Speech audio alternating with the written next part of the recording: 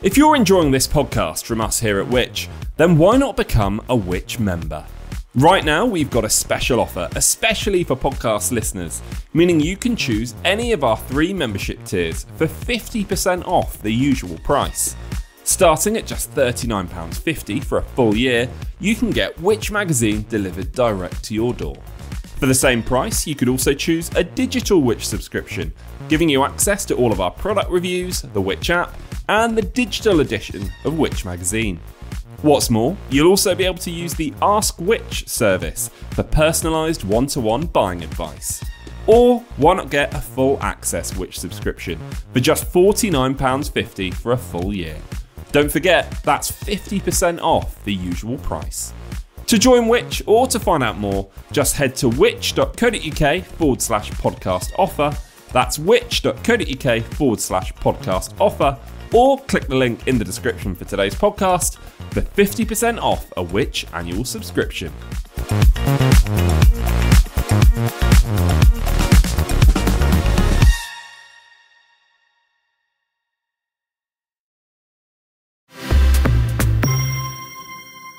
Smart meters were supposed to make using energy easier. Customers could track in real time how much they were spending, and those pesky estimated bills were to be a thing of the past. And while they no doubt have many benefits when they work, government data shows that millions of people across Great Britain have an issue with their smart meter. And an unknown number have an in-home display that just isn't working. The worst thing is, you might not even know it. I'm Harry Kind. And I'm Grace Farrell. And this is Get Answers for living your best consumer life. When life gives you questions, Which? Get Answers. Grace, do you have a smart meter? I do have a smart meter, and I actually really like it. I haven't had any issues with mine, and I quite like seeing which appliances are using whatever amount of energy. I mean, I don't like seeing the price creeping up, every minute of the day, but I can see the purpose of it and the benefit to me. I had one of the first generation ones in my last flat. Went to the new house. First thing we did was set up an appointment to get one fitted, which was very easy to happen. And finally now I've got that little in-house display that actually shows how much energy you're using. So spent a good half day turning fuses off one at a time to work out what part of the house was using all of the electricity. Turned out it was a dodgy freezer in the basement. But it is very useful, and I actually use mine to, I have a variable tariff. So I have massive variations in how much my electricity costs. In the middle of the day, it will cost me 5-10p for a kilowatt hour. If you dare try and put the oven on at about 6:30 in our house, it will cost you a fortune though. So it's a really interesting kind of addition to the household. Well, later on, we'll be joined by Victoria Bacon from Smart Energy GB. It's a non-profit organisation that's funded by energy suppliers, which aims to better help people understand their smart meters and ultimately get more out of them. Firstly, though, we have our own Which energy expert. It's Sarah Ingrams. Welcome. Thank you for having me. So, Sarah, the price cap is going up on the 1st of October by 10% for an average household. So people naturally are turning their attention to their energy bills. And many of us use smart meters to track our energy usage. And you've done a recent, rather hefty investigation into them with some stark results. Firstly, what inspired you to carry this out and what did you find? So we're often contacted by people having problems with their smart meters. And sadly, that's nothing new. We've been looking into smart meter issues and trying to help that people get them fixed for many years now. We knew already from government data that a large number of smart meters, so nearly 3.5 million of them, weren't operating in smart mode. So that means not communicating with the central network, not sending those automatic meter readings to your supplier. And we also knew from some survey work we'd done with over 8,000 energy customers and general public last year that about 2/3 of customers with the biggest energy suppliers get in contact with them in the year. And 1/5 of those were asking about smart meters. So quite a lot of them have something that they want to talk about on that topic. So we wanted to focus in on what happens next. How do energy companies respond when you've got a problem with your smart meter? So we first asked about 10,000 of our Which Connect panel members with smart meters to tell us if they'd had a problem. And then we've really focused in and asked just over 300 of them who'd had an issue in the last 6 months and who'd gone to their supplier with that issue. And over 2/5 of those said that the problem they told us about was still going on. Just under 2/5 said it was fixed, but worryingly 1 in 10 had said that their problem wasn't solved and their supplier couldn't fix it. And people were having to wait a really long time for fixes. So for those who'd managed to get their problem solved, it took them 7 weeks on average. And they were having to contact their supplier about every other week to get to that point. In the worst case, people were telling us about waiting 5 to 6 months and having to contact their supplier 20 times. So some real detriment there. And the waits were even worse for those whose issues hadn't been fixed yet. So people were waiting almost 14 weeks on average without it being fixed. So it really doesn't sound like smart meter issues are a priority then for suppliers. There's certainly something that's a lot of time and effort going into from the supplier end to be responding to these queries, and people having a lot of frustrations with them just not being fixed. And what are some of the problems then that people are having with their smart meters? So one of the most common problems that we hear about is the meter readings not being sent to the supplier. So that's the one the government has the data on, of the 3.5 million metres not working properly. That's when the smart meter isn't sending the information, it's recording about your gas and electricity use to your supplier. So your bills might be estimated, or it's not doing the smart bit that you're expecting from it. We also hear a lot about people who are having problems with the in-house meter that comes with the smart meter. And would you know if your smart meter was broken? I mean, if the display was working, for instance, would you know if it wasn't sending the correct information to your supplier? So it can be harder to spot an issue with your smart meter itself straight away. So often the clearest sign of that is going to be that you get an estimated bill. So with your smart meter, you shouldn't get an estimated bill because all that information is going straight to your supplier. So if your bill becomes estimated, or you might see it meter readings marked as estimated or E on it, that shouldn't be happening. So that indicates that those meter readings are not getting through as you'd expect. Also, if you use your energy supplier's app or online account, that should often show the smart meter data. If there's a gap in that, again, that suggests it's not getting through from your smart meters to your supplier as it should. I had a very weird situation where that data was getting through. I could see it on my account. I could see it on the in-home display. But for some reason, I wasn't getting billed for it. It was like I had the estimated readings. I had a year where I didn't pay for any electricity, and then suddenly I got a bill all at once. Luckily, I had 1 month free because it had gone over the time period where they can back bill you. But there are these weird bugs that can pop up in the system. It certainly shows you the diversity of the issues that energy customers are facing, and that there's a lot for suppliers to grapple with in trying to get these meters working as they should be. Is this a case of smart meters being special and overly complicated or shoddy? Or is there something actually fundamentally that if we put a box in everyone's home, it's going to break? It's a different setup and it's different expectations. So previously we had meters in our homes that recorded gas and electricity usage in the same way, but it was expected that either you or a meter reader from the company would go and get that and send it to your supplier, so you were the conduit. Now with smart meters, the expectation is that they do it themselves, and that's where a lot of the issues are coming. So if you do have a problem with your smart meter, like Harry just told us about, what should your energy supply be doing? Should they be compensating you? Well, all energy suppliers are responsible for making sure that your smart meters, or any kind of meter measuring your energy use, is working correctly. And for smart meters, that includes them being able to communicate with the supplier via that smart meter network to send those automatic readings. So they have that responsibility. They should fix it. Because presumably if they've sent you an estimated bill but your actual usage was lower, is there a way of proving that if your smart meter's broken? Presumably you can still take a normal reading using your old meter, right?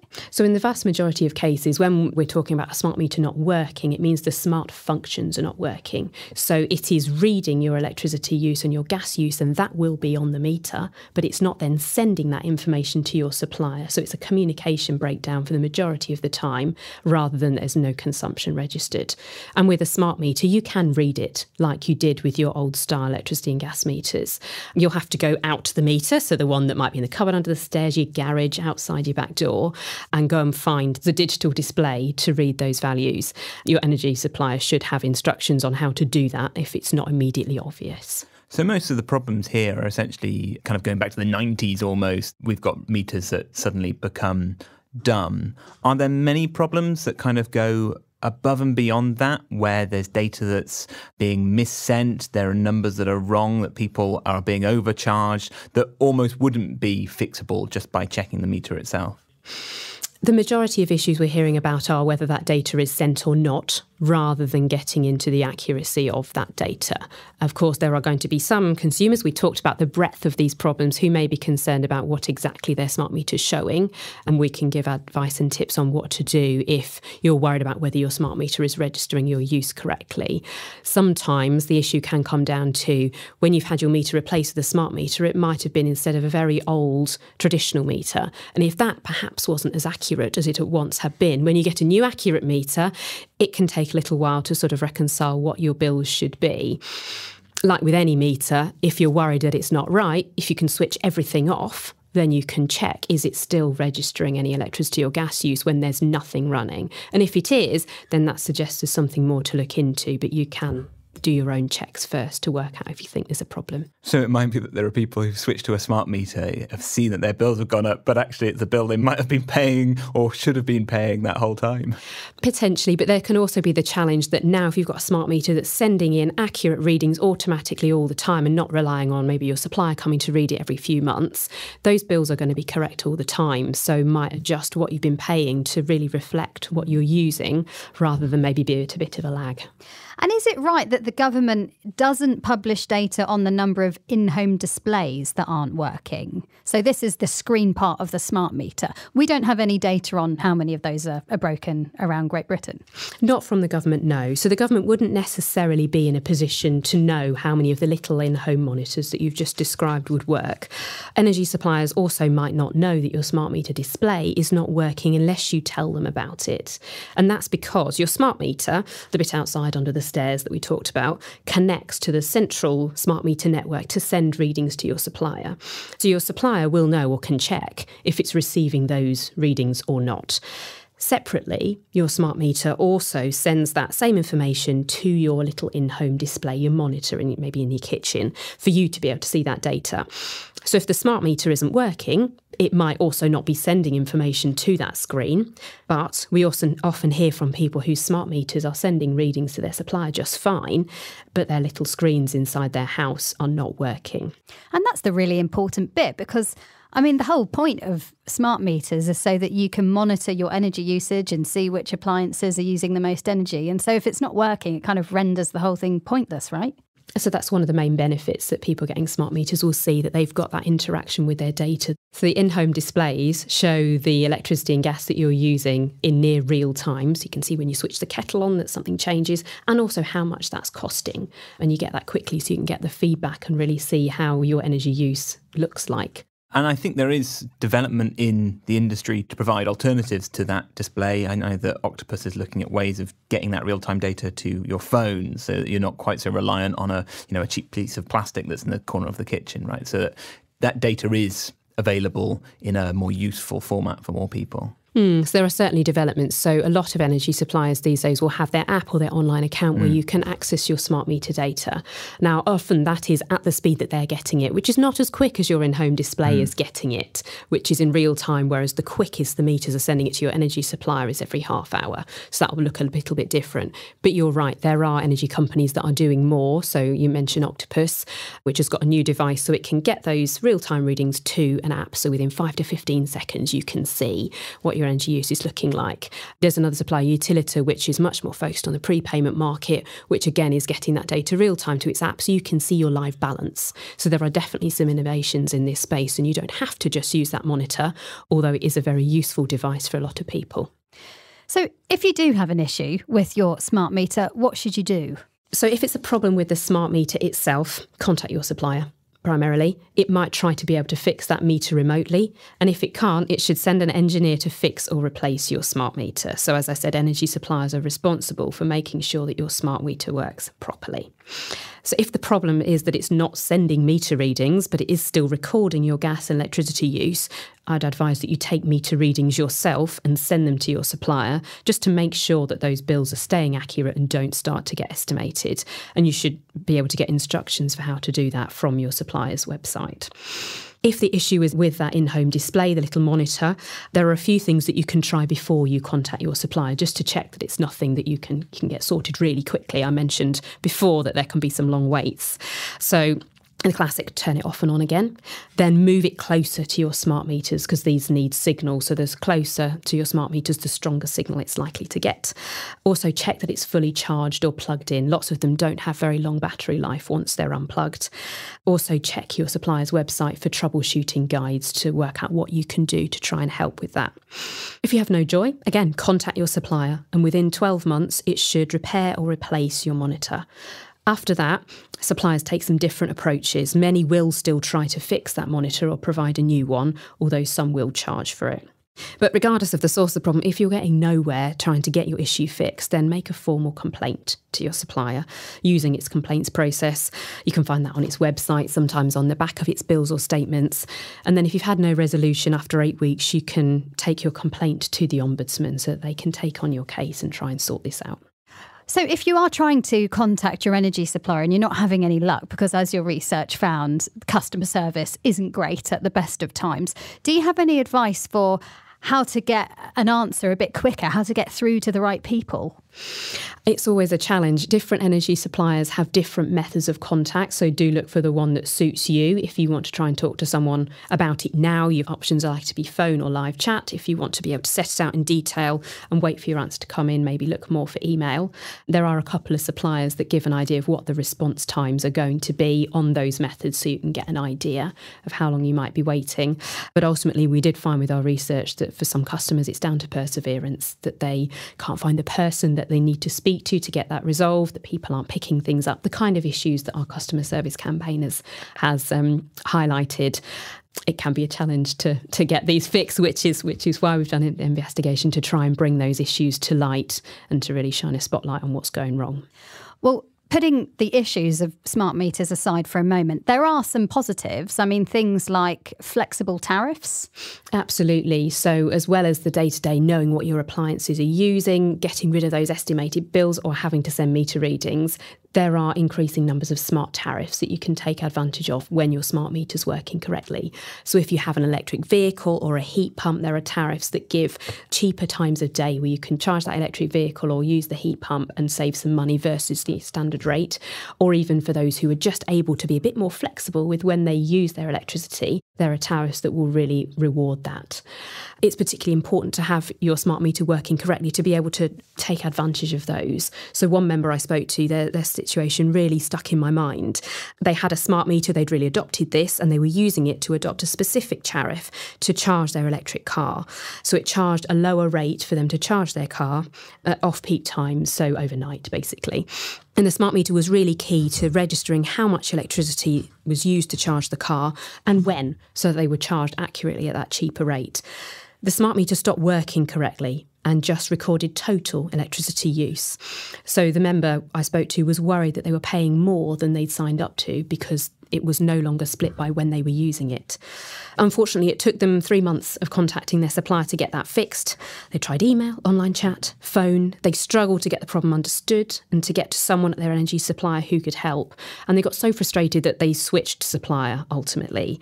We got involved on their behalf, and the supplier eventually refunded the money that they'd missed out on their lower charging rate and paid them some extra for their trouble. The new supplier, I'm glad to say, has booked a meter replacement, but it just shows the importance of having the smart meter working fully so that you can get the full benefits of it. So, Sarah, knowing what you know now that you've done your research, do you think that smart meters are a positive influence in people's households? Overall, there are many benefits to a smart meter. As we've alluded to earlier, they can ensure, or do ensure most of the time, that your bills are accurate, that you don't have to go out and find those meter readings and remember to submit them monthly, that you can see your energy use in real time. As well as those, there are lots of benefits. You can access some different tariffs that might save you money. For example, if you're able to use more electricity at a less popular time, there are tariffs dedicated for helping those manage their energy costs better who have heat pumps or have EVs. There are likely to be more products coming like that in the future. There are things with energy suppliers at the moment where they'll offer you incentives or rewards for shifting your energy use to different times of day. So there are a lot of benefits there, as well as the awareness of what energy is being used or how much energy is being used by what in your home and what you can do to be more efficient. So overall, there are many positives you can get from smart meters. There are just some barriers with when they're not working as they should do that are understandably frustrating a lot of customers. Well, thank you, Sarah. Thank you for having me. So it seems that smart meters are certainly not without their problems, but are they having a positive impact on our homes overall? What is the point of this massive rollout? To try and get the essence of how they came about and what purpose smart meters are here to serve, we're talking to Victoria Bacon from Smart Energy GB right after this. Are you thinking about the future and how to protect your loved ones? Creating a will is one of the most important steps you can take to ensure your wishes are carried out and your family is taken care of.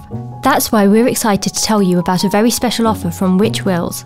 Which Wills offers a straightforward, affordable and trusted service for writing your will. Whether you need a simple will or something more complex, our expert team is here to help you every step of the way. With Which Wills, you get access to legal professionals who can answer your questions on a one-to-one basis, customizable options to suit your specific needs and circumstances, and peace of mind knowing that your will is legally sound and your wishes will be respected. You can start the process from the comfort of your own home. Just visit whichwills.which.co.uk/premium-30 to get started. That's whichwills.which.co.uk/premium-30. And if you purchase before the 30th of September, you will get 30% off Which's premium will service. Don't put it off any longer. Secure your family's future today.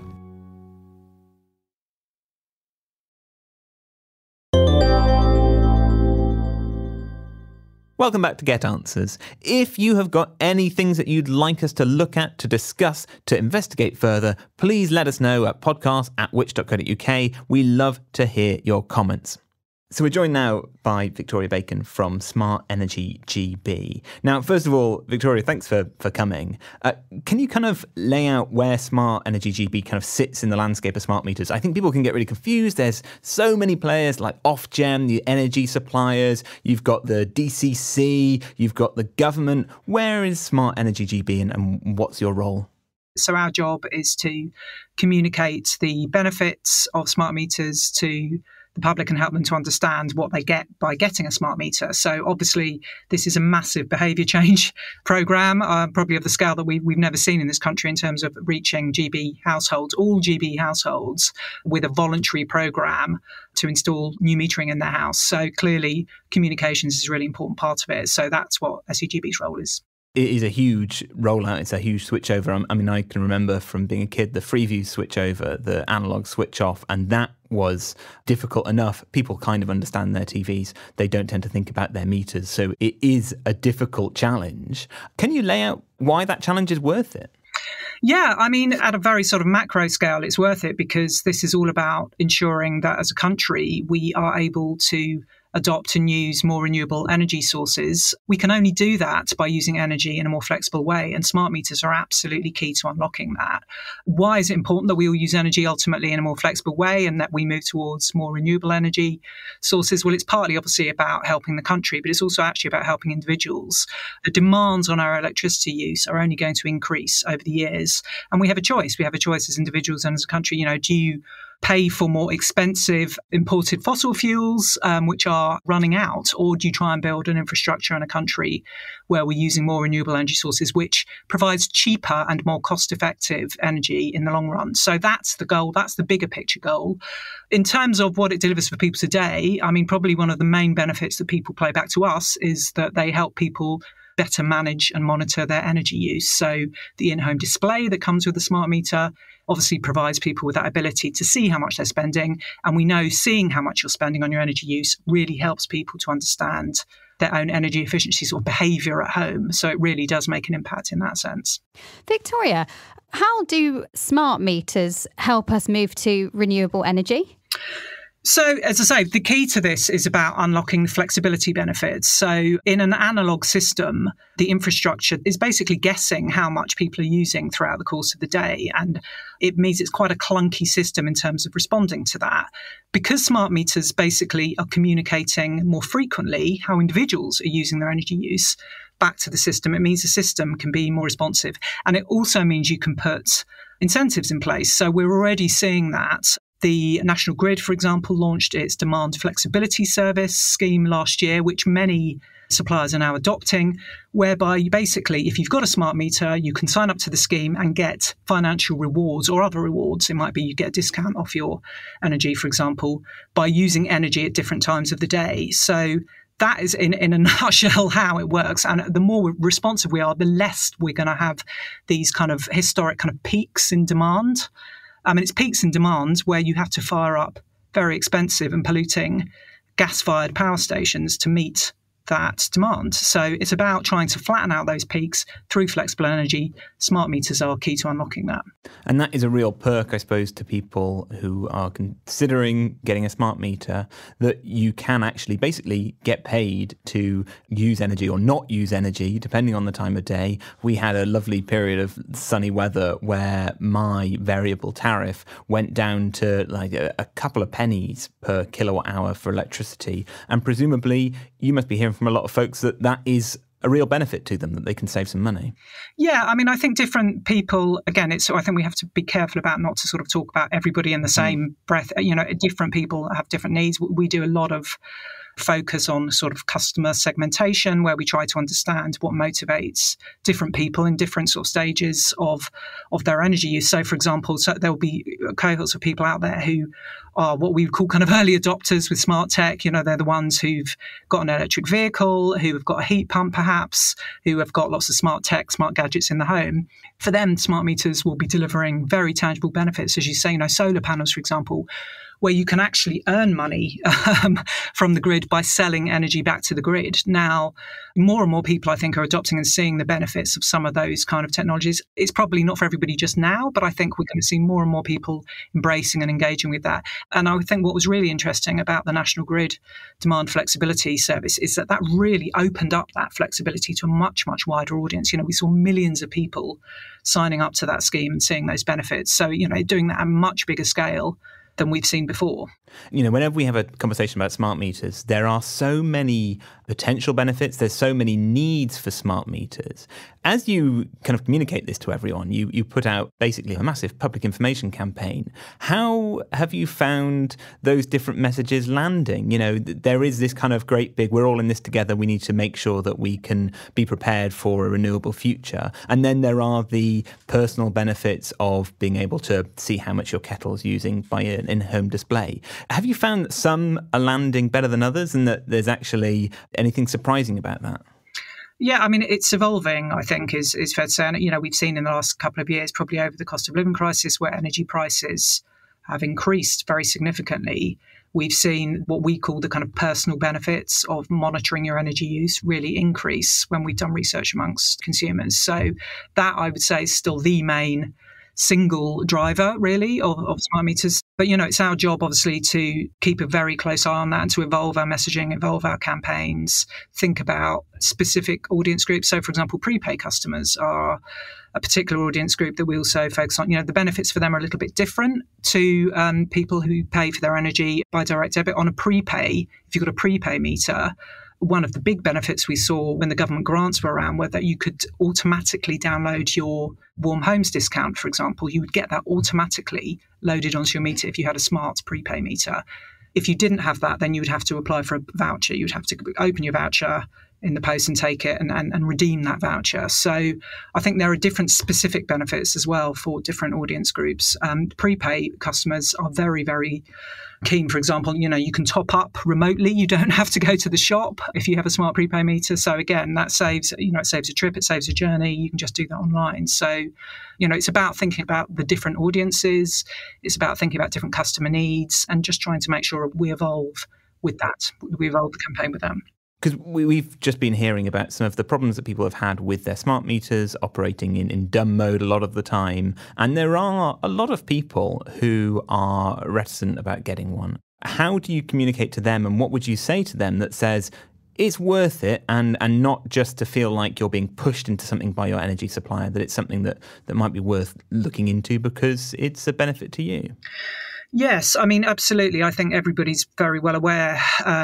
Obviously, there are some smart meters that aren't communicating, aren't sending automatic meter readings. 90% are, and that figure did improve in the last round of install stats. But obviously, more work needs to be done with that. And I think the government and industry as a whole are united behind trying to improve those numbers. The other really important thing I think for people to be aware of is I think there have been some kind of, I suppose, exaggerated or even incorrect reports on what that means for customers. So if you do have a smart meter and it's not sending automatic meter readings to your supplier, that doesn't mean you're going to get a higher bill. It means your smart meter is operating like your old analog meter, basically. So it's still recording your energy use. It will, unfortunately, mean you have to take readings and send them to your supplier. So it's really important, I think, that people do try to understand, obviously, if they do have a meter, if they're one of the minority, unfortunately, that we're having those sort of connectivity issues, that it doesn't mean you're going to get a higher bill, basically. I think there's a lot of confusion around that and a lot of misinformation, but it is something that has ended up being like a culture war. Smart meters have become an issue that people debate on daytime TV shows, that will splash over headlines, and people really relish when these stats come out in a way that we haven't seen in a lot of rollouts. Why do you think that is, and how do you communicate that? Is there something that's gone wrong in the communication of this that people just actually are a little bit scared, to the point of there being conspiracy theories about 5G and all sorts of things like that?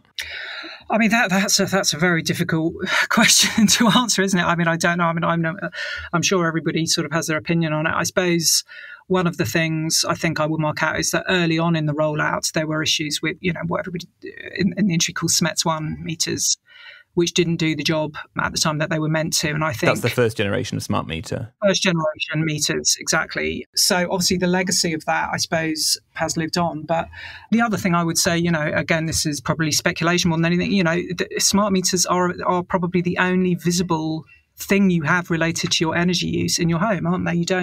They're a shortcut really to looking at your energy use and how you're using things. So we have seen a lot of incorrect things in the media, for example, but people blaming the smart meter for billing issues, when the root cause of those issues is maybe because they've been on estimated bills for quite a long time and then they suddenly switch, or because prices have gone up and they get that kind of bill shock when they first see it. So I think there's probably a whole load of stuff wrapped up in that as well. Do you think energy suppliers are doing enough when it comes to customer service around smart meter issues?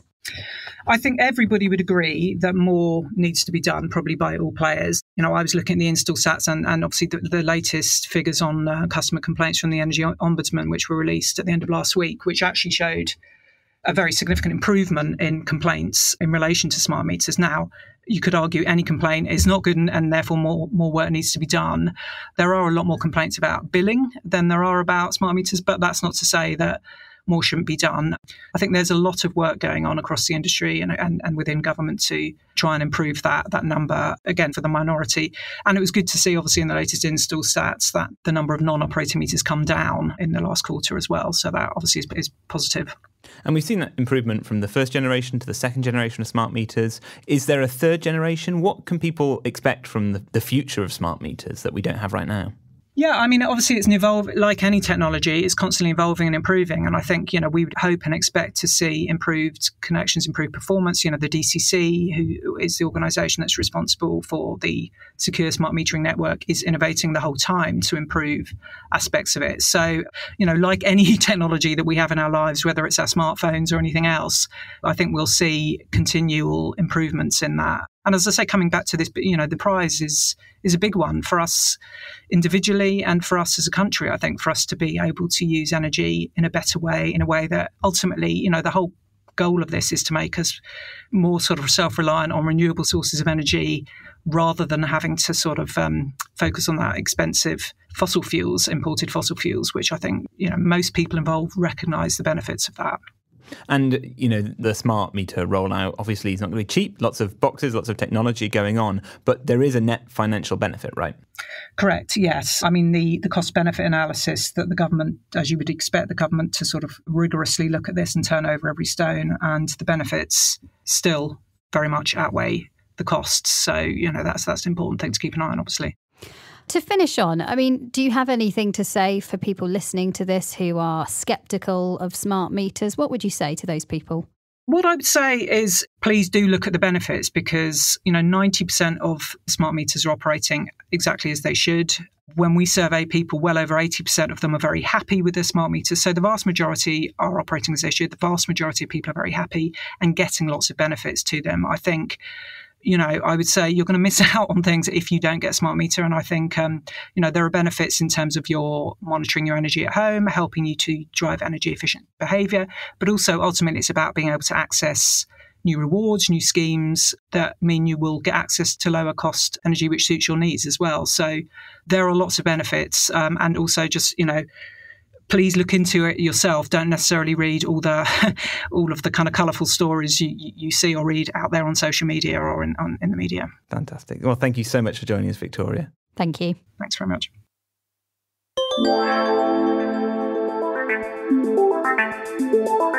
Thanks for listening to this episode of Get Answers.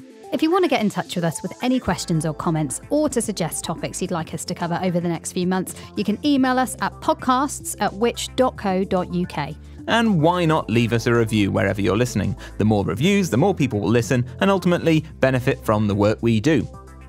Today's Get Answers was presented by me, Grace Farrell and Harry Kind, produced by James Rowe and Rob Lilly-Jones, and edited by Eric Breer. And thanks again to Sarah and Victoria for joining us. We'll be back next time. Bye. Bye-bye.